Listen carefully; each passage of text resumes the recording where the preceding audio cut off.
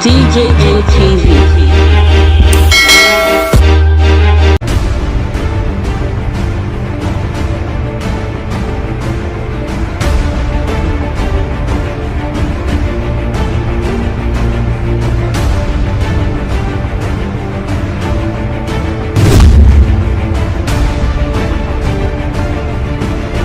As Inspector General of Police wan retire, see the people wey go fit take over from am. My sabi person there, welcome you to DJM TV Daily News Update, where we dey give una the correct gist and happening stories wey dey trend for our country, Nigeria, and all around the world. Beg, if you never subscribe to this channel, don't forget to subscribe, like this video, and also share the video as well. Now to the story wey we carry come. The Inspector General of Police, Mohammed Adamu, and many other top officials for the Nigerian Police Force don dey set to retire from the Nigerian Police Force after spending the maximum number of years of active service wey be 35 years. Mohammed Adamu joined the service on the 1st of February 1986 and he don attain the maximum 35 years for service. But not forget say Mohammed Adamu he take over from Ibrahim Idris when he retired for January 2019. Aside the Mohammed Adamu, other people wey go still retire na 3 deputy inspector generals, 10 assistant inspector generals, and some other people dey even for the EFCC go retire. For the EFCC, their boss Ibrahim Lamode, Amenshi Yara, Nkpa Nkwa, and AIGs them Akpan, Adeoye, Labore, Aide, Olugbenga, all those ones sef they go retire. Some other people wey go still retire na Asuko Amba, Mohammed Mustafa, Jonah Jackson, Olushola Babajide, Yunana Babas. All of them sef go retire alongside with Mohammed Adamu. The amended Police Act wey they sign into law by President Muhammadu Buhari, doctor say the retirement age for police officer na 60 years of age or 35 years of service. So it means that the person fit be 60 years but he never serve for the police force for 35 years, while the person fit never reach 60 years but he don dey police force for 35 years. All these ones na criteria for them to retire. The law wey they sign don make the IGP dey begin to source for a replacement now. They don begin to look for who go replace am after he retire.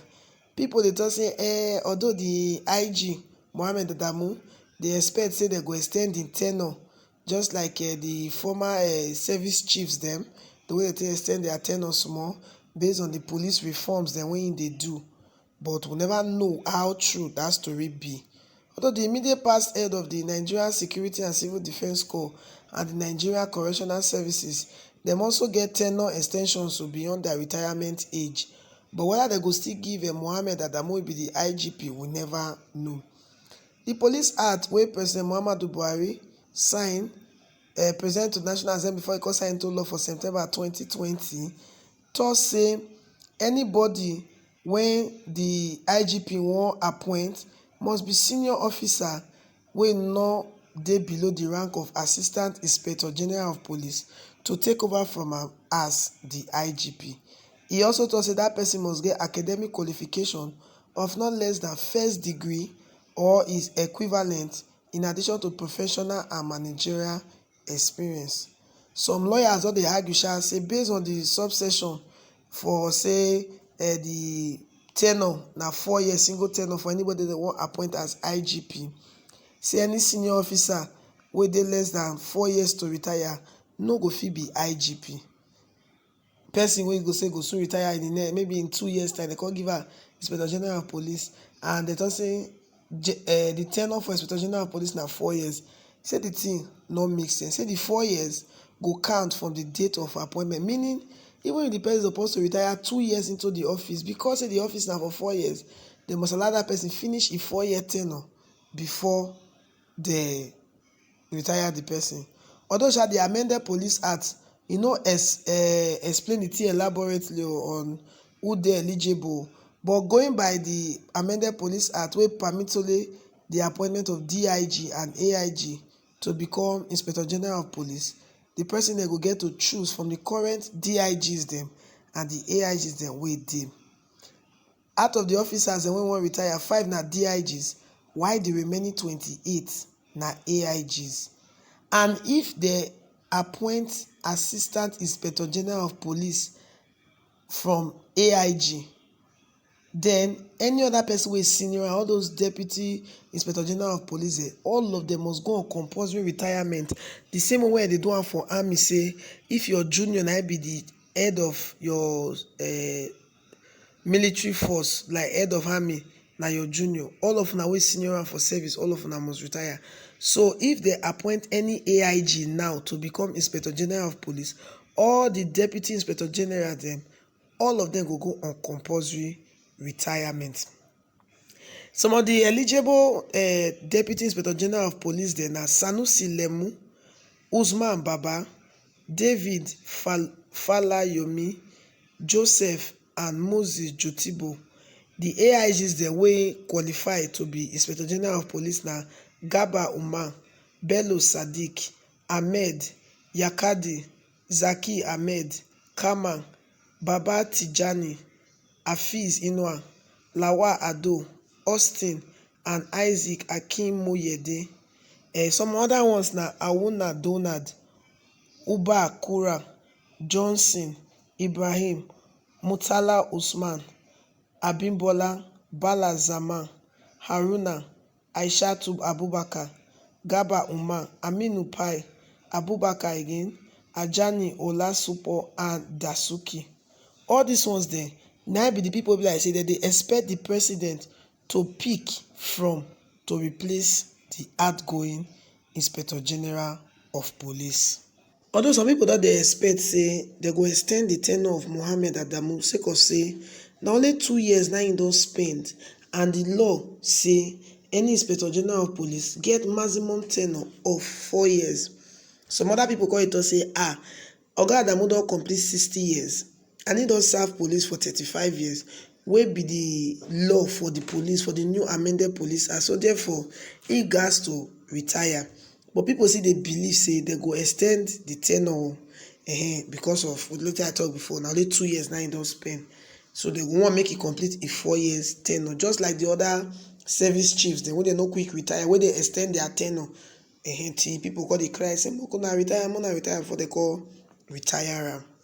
Anyway, some group of people also call the presidency say, Oga Presido, as you want to appoint new Inspector General of Police, I bet you carry eye face the southeastern part of Nigeria, because it don't say we be like say somebody from the southeastern part of Nigeria become Inspector General of Police, and it go still make sense say they change the region where Inspector General of Police they come, because for some years now it be like not only the northern side, and they produce Inspector General of Police.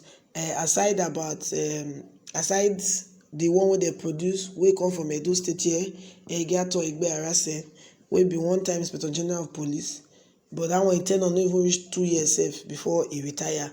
So they say, okay, at least me Oga Presido still look high for the southeastern part of Nigeria.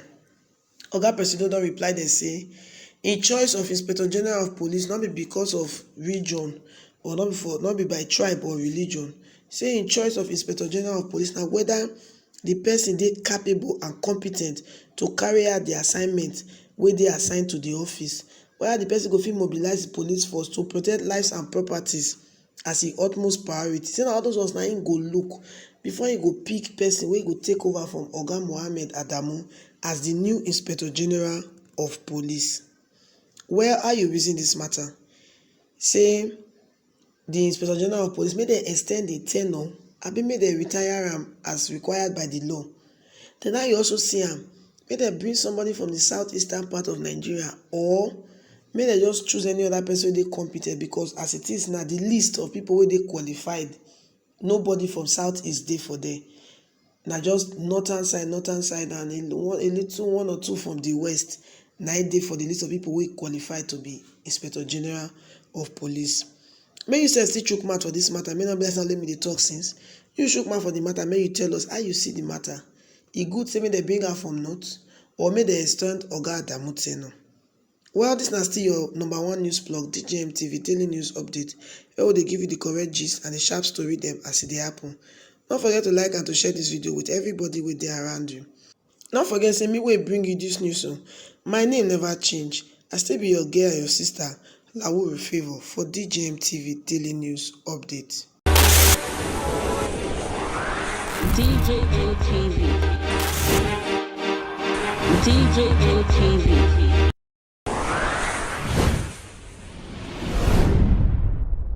Fulani people don't say no, they don't like it. Welcome to DJM TV News DJM Update. TV.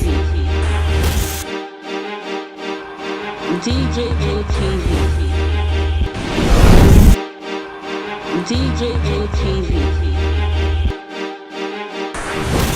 DJM TV. Some of the delegates and ask them questions.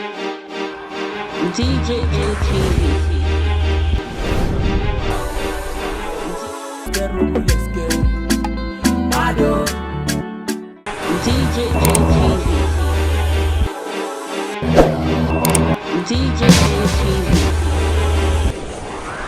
DJM TV.